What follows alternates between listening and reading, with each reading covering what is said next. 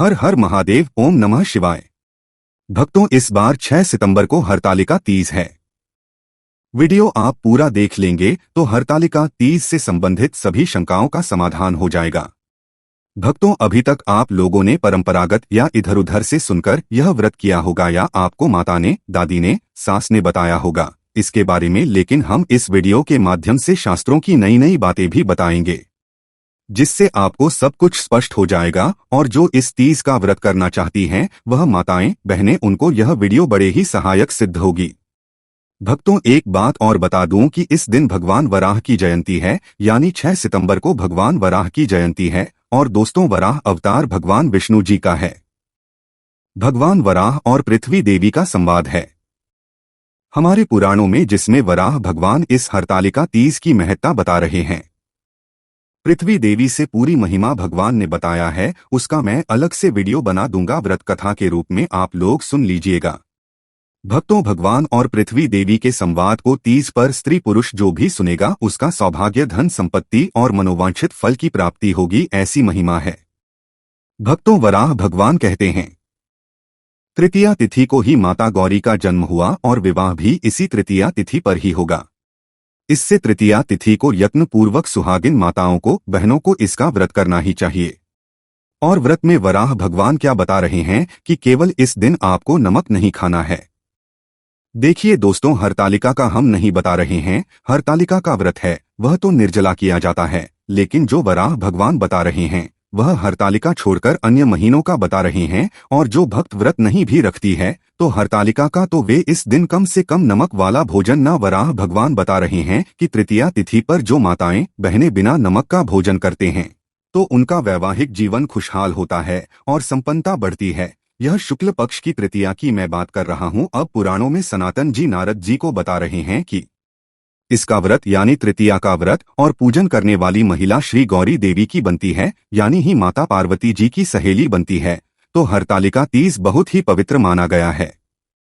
अब आइए भक्तों, जानते हैं कुछ आवश्यक और उपयोगी बातें। सबसे बड़ा प्रश्न यह है कि माताएं रजे धर्म में यानी पीरियड्स में यह व्रत कर सकती हैं या नहीं। भक्तों, इसका उत्तर यह है कि आप बिल्कुल व्रत कर सकती हैं यदि आपका शरीर साथ दे रहा है तो, लेकिन पूजन का सामान आपको बिल्कुल नहीं छूना है, ना ही आपको पूजन करना है। केवल आपको व्रत करना, पूजन आपकी तरफ से आपके पतिदेव कर सकते हैं या घर का अन्य कोई भी सदस्य कर सकता है। इनके निर्मित इसका व्रत कुंवारी कन्याएं भी करती हैं जिनकी शादी में अड़चने आती हैं। हरतालिका तीज में व्रत की प्रधानता है, आप लोग जरूर कीजिएगा। भक्तों, परंपरा के अनुसार एक दिन पहले नहाया खाया होता है, कहीं कहीं नहीं भी होता है, यानी एक दिन पहले से व्रत की पूर्व तैयारी को नहाया खाया कहते हैं। भक्तों, इस बार 2024 में नहाया खाया 5 सितंबर को है, तो इस दिन को बाल धोकर स्नान करना है 5 तारीख को, लेकिन 5 तारीख को गुरुवार है तो कई माताएं बाल नहीं धोती हैं। तो इसका उपाय ये है कि आप 5 तारीख की सुबह सूर्योदय से पहले बाल धो लीजिए, क्योंकि सूर्योदय के बाद गुरुवार लगेगा तो इसके अंदर आप लोग बाल नहीं धो सकते हैं। भक्तों, इस बात का आप लोग जरूर ध्यान रखिएगा। या तो जो लोग 5 की सुबह नहीं धो पाए बाल, तो 6 की सुबह यानी सूर्योदय से पहले आप अपना बाल धो सकते हैं। हम कहेंगे कि आप पर 5 की सुबह ही काम कर लीजिएगा। सूर्योदय से पूर्व 5 तारीख को ही माताएं, बहनें मेहंदी लगा लेना, पूजा के सामान सब इकट्ठे करके रख लेना। आपको इस व्रत के दिन लाल या पीला वस्त्र ही पहनना है, जो सुहाग की निशानी है, और ये दोनों कलर सौभाग्य बढ़ाते हैं। भक्तों, 5 तारीख से ही आपको लहसुन प्याज नहीं खाना है। देखिए, 5 को तो नहीं खाना है और 6 को व्रत रहेगा। फिर पारण के दिन यानी 7 तारीख को भी आपको लहसुन प्याज नहीं खाना है। और पूरे घर की साफ सफाई आप 5 तारीख को ही लीजिएगा। भक्तों, अब आगे बढ़ते हैं। कई जगह पर परंपरा है कि व्रत वाले दिन यानी 6 तारीख की सुबह सूर्योदय से पूर्व कुछ खा लिया जाता है, उसको सरगी ही कहते हैं। तो देखिए माताएं, बहनें, यदि आप रात को यानी सूर्योदय से पूर्व भोजन करेंगे तो कुछ मत खाना, नहीं तो आपको भूख प्यास दिन भर ज्यादा लगेगा। इस बात का आप लोग ध्यान रखिएगा। आप जलीय पदार्थ खाइए, जैसे नारियल पानी हो गया, अथवा तो और भी बहुत सारे फल हैं जिनसे प्यास नहीं लगती है। अब सुबह सूर्योदय से पहले स्नान कर लीजिएगा। जैसे कि व्रत है, मैं पहले आप लोगों को बताता हूं कि व्रत में ब्रश नहीं किया जाता है। बाजारों के पेस्ट और मंजन से उसमें केमिकल और नमक होता है, जिससे व्रत खंडित होता है। देखिए, एकादशी के व्रत में तो दातुन भी मना है, लेकिन इस व्रत में आप दातुन कर सकते हैं। दातुन नहीं हो तो कोहरा ब्रश ले लीजिएगा। बिना पेस्ट और मंजन के यह ब्रश कर सकते हैं। इस दिन व्रत के दौरान हमें कौन से रंग के कपड़े पहनना चाहिए? तो भक्तों, इस दिन व्रत वाले दिन लाल या पीले रंग का, फिर चाहे वह साड़ी हो। अब कई लोग पूछेंगे कि पहले की रखी हुई साड़ी पहन सकते हैं? तो हम बताएंगे कि पहले की साड़ी भी पहन सकते हैं, लेकिन वह साड़ी केवल पूजा के समय पहनी हुई हो तो आप उसका उपयोग कर सकते हैं। धोकर पहन सकते हैं। आप इस दिन पूर्ण श्रृंगार कीजिए, जिसको 16 श्रृंगार कहते हैं। तृतीया तिथि यानी 6 तारीख को सुबह के पूजन का समय रहेगा। सुबह 6:02 से 8:33 तक। इसी बीच में आपको पूजन करना है और में स्नान के बाद आप इसी समय में पूजन कीजिएगा। अब पूजन कैसे करना है, यदि आप चाहते हैं कि मैं इस पर भी वीडियो बनाऊं पूरा डिटेल में, तो आप लोग कमेंट में बताइए। मैं उस पर भी वीडियो जल्दी से बना दूंगा। लेकिन मुझे कमेंट में बताइए, ये वीडियो बनाना है या नहीं। ध्यान रहे कि पूजन की शुरुआत में आप हाथ में अक्षत पुष्प और जल लेकर संकल्प कर लेना है कि मैं इस हरतालिका तीज का व्रत कर रहे हैं। हे भगवान, अब बल देना, हमें सफलता देना। सुबह ही पूजन के समय आप व्रत कथा सुन लीजिएगा। हाथ में अक्षत पुष्प और कुछ दक्षिणा लेकर व्रत कथा सुनने के बाद आप हाथ में लिए हुए द्रव्य को भगवान के आगे समर्पित कर देना। अब अगला दुविधादायक प्रश्न है कि कई लोग कहते हैं कि मिट्टी का शिव परिवार बनाकर पूजन करना होता है, लेकिन शहरों में रहने वाले लोग कैसे और कहां से मिट्टी का जुगाड़ करें? तो भक्तों, अब मेरी बात पर आप लोग ध्यान दीजिएगा, इसका हल भी है। देखिए, जब पार्वती जी का विवाह विष्णु जी से तय होना था, तब सखियों ने उनका हरण कर लिया और पार्वती जी गुफा में मिट्टी और रेत के शिवलिंग बनाकर पूजन करती थी। यह परंपरा तभी से चली आ रही है, लेकिन आज के युग में हमारे पास फोटो की सुविधा है। जो लोग मिट्टी का पार्थिव शिव परिवार बना सकते हैं, वे लोग तो बनाएं, बहुत उत्तम है। लेकिन जिनके पास सुविधाएं नहीं हैं, वे लोग केवल शिव परिवार का एक फोटो ले लेना और पूजन कर लेना, या किसी के पास धातु की मूर्ति हो, मेटल की मूर्ति हो, तो उस पर भी आप लोग पूजन कर सकते हैं। मिट्टी का शिव परिवार पूजन कंप्लीट होने के बाद नदी या तालाब में विसर्जन किया जाता है। लेकिन जो लोग फोटो यूज कर रहे हैं, पूजा के लिए लास्ट में जब विसर्जन किया जाता है, उस समय केवल फोटो को आप अपने स्थान से खिसका देना तो भी भगवान का विसर्जन माना जाएगा। या तो किसी ने कोई मेटल की मूर्ति रखी हुई है, उस पर पूजन किया, तो वे भी ऐसे ही पूजन करके मूर्ति को अपने स्थान से खिसका देना, तो इससे विसर्जन मान्य हो जाता है। भक्तों, फोटो को या मेटल की मूर्ति को ले जाकर पानी में डालकर आना विसर्जन केवल मिट्टी की मूर्ति का होगा। भक्तों, आपका अगला प्रश्न आता है कि एक बार व्रत उठा लिया तो क्या हर बार करना चाहिए? देखिए, ये सब सुनकर कई बहनें तो व्रत करते भी नहीं। हम कहेंगे कि यदि आप हर बार कर सकती हैं, तो व्रत आप कीजिए, जब तक आपसे संभव हो तब तक आप यह व्रत कीजिए। अब कई लोग हैं ना, आपको डराते हुए मिलेंगे। एक बार व्रत कथा उठा लिया तो जीवन भर करना पड़ेगा, नहीं तो आपका यह हो जाएगा, वह हो जाएगा, जैसे बोलते हैं।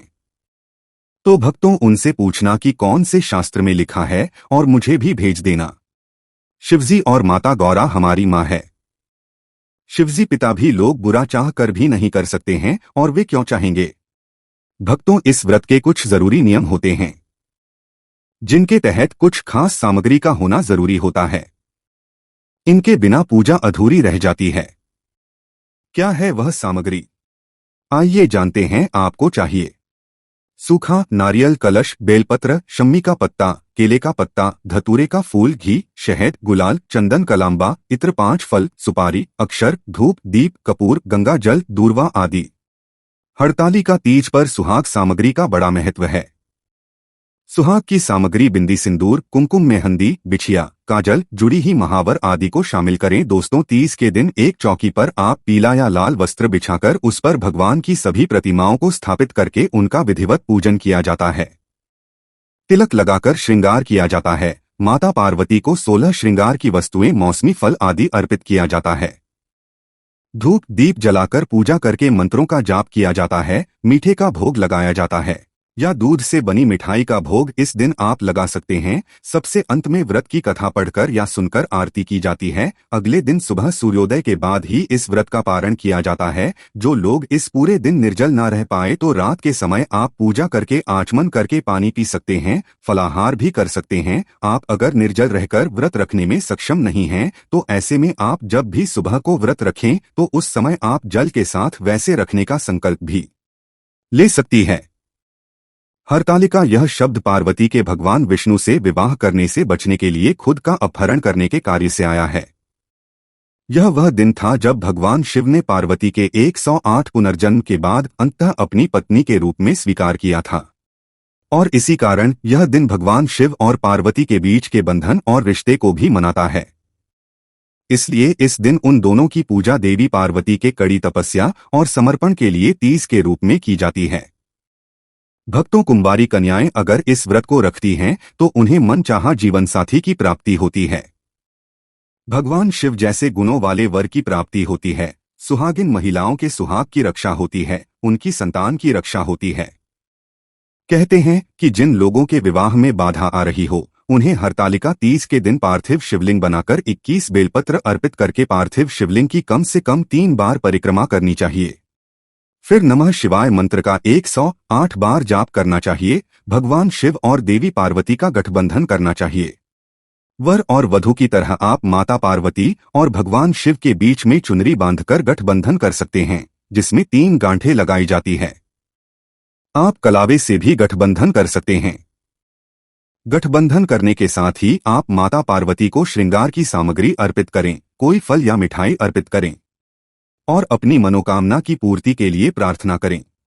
ओम नमः शिवाय का 108 बार जप करने से जिन लोगों के विवाह में बाधा आ रही है उनका विवाह भी शीघ्र हो जाता है, वैवाहिक जीवन भी सुखद होता है। हरतालिका तीज व्रत सफल संपूर्ण तरीके से करने के लिए कुछ जरूरी नियमों के बारे में जान लेना आवश्यक होता है। अगर आप यह व्रत पहली बार रख रही हैं तो ये बातें आपको जरूर जाननी चाहिए। लेकिन दोस्तों, उससे पहले आपसे रिक्वेस्ट करते हैं कि वीडियो को लाइक जरूर करिएगा, दोस्तों को शेयर कर दीजिएगा और अगर आपने अभी तक चैनल को सब्सक्राइब नहीं किया है तो चैनल को सब्सक्राइब करके बेल आइकन जरूर दबाइए। दोस्तों, हरतालिका तीज का व्रत बिल्कुल करवा चौथ के व्रत की तरह ही किया जाता है। यह व्रत निराहार और निर्जल रखा जाता है। इस व्रत में सुबह के समय सरगी खाई जाती है। अगर आप इस दिन व्रत नहीं भी रखते हैं तो भी शिव पार्वती की पूजा अवश्य करें। इस व्रत में किसी भी प्रकार से और जल ग्रहण नहीं किया जाता है। अगले दिन सुबह पूजा के बाद जल पीकर व्रत खोलने का विधान है, लेकिन भारत के कुछ क्षेत्रों में व्रत खत्म होते ही जल ग्रहण करने की भी मान्यता है।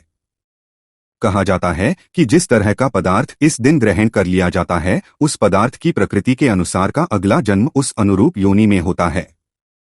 तो अगर आप धूम्रपान या नशीले पदार्थों का सेवन करते हैं तो व्रत के दौरान यह सब करने से बचें। तीज का के दौरान जंक फूड का सेवन करने से बचें, इससे नींद आने की समस्या बढ़ जाती है। व्रत में मांसाहार का सेवन करने की सख्त मनाही होती है। मांसाहार से जीव हत्या होती है जिससे व्रत खंडित होता है। व्रत में प्याज और लहसुन जैसे दुर्गंध देने वाली चीजों का सेवन करने से भी बचें। हरतालिका व्रत के दौरान महिलाएं पूरे दिन ना सोए और रात्रि में भी एक साथ मिलकर यथासंभव रात्रि जागरण करें। जागरण कर मिट्टी के बने शिवलिंग की प्रहार अनुसार पूजा करनी होती है। ऐसी है कि अगर महिलाएं इस व्रत के दौरान सोते हैं तो उन्हें अगले जन्म में अजगर के रूप में जन्म लेना पड़ता है। पूजा के अलावा महिलाएं रात भर जागकर भजन कीर्तन भी करती है। इस व्रत के दौरान हरतालिका तीज व्रत कथा को सुनना जरूरी होता है। मान्यता है कि कथा के बिना इस व्रत को अधूरा माना जाता है। हरतालिका तीज व्रत के दिन महिला को घर पर क्लेश कलह नहीं करना चाहिए, अपने गुस्से पर काबू रखना चाहिए। धार्मिक के अनुसार तीज के व्रत से एक दिन पहले हाथों में मेहंदी इसलिए लगाई जाती है ताकि मन शांत और ठंडा रह सके। इस दिन बड़े बुजुर्गों का भी अपमान करने से बचना चाहिए, नहीं तो व्रत का लाभ आपको नहीं मिलेगा। शिव जी, मां पार्वती और गणेश जी की प्रतिमा को अगले दिन सुबह विधिवत तरीके से विसर्जित करने के बाद ही व्रत का पारण किया जाता है। जानते हैं इस दिन क्या खाएं क्या ना खाएं। हरतालिका व्रत में सूर्य से पहले या मध्य रात्रि में महिलाएं सरगी करती हैं। सरगी में नमक युक्त भोजन नहीं करना चाहिए। सरगी सास द्वारा बहू को दिया गया भेंट और आशीर्वाद होता है। सास अपनी बहू को सरगी की थाली देती है। इसमें सूखे मेवे, फल और सुहाग का सामान होता है। व्रत शुरू करने से पहले इसे खाया जाता है, जिससे कि पूरे दिन व्रत में थकान और भूख प्यास ना लगे। वैसे तो सरगी की प्रथा पंजाबी समुदाय में ज्यादा प्रचलित है। अब पूरे भारतवर्ष के लोगों ने इसे अपनाया है। सर्दी में आप फलों के रस, नारियल पानी, सूखे मेवे और मुरब्बा खा सकती है। इससे आपको ऊर्जा मिलेगी और शरीर में पानी की कमी नहीं होगी। साथ ही व्रत के दिन भूख भी नहीं लगेगी। भक्तों, निर्जला व्रत शुरू करने से पहले खीरा खाना अच्छा माना जाता है। इससे शरीर में पानी की कमी नहीं होती है। नारियल पानी, अनार का रस आदि भी पी सकते हैं। इससे व्रत के दौरान भरपूर ऊर्जा मिलेगी। पानी में कई तरह के मिनरल्स होते हैं।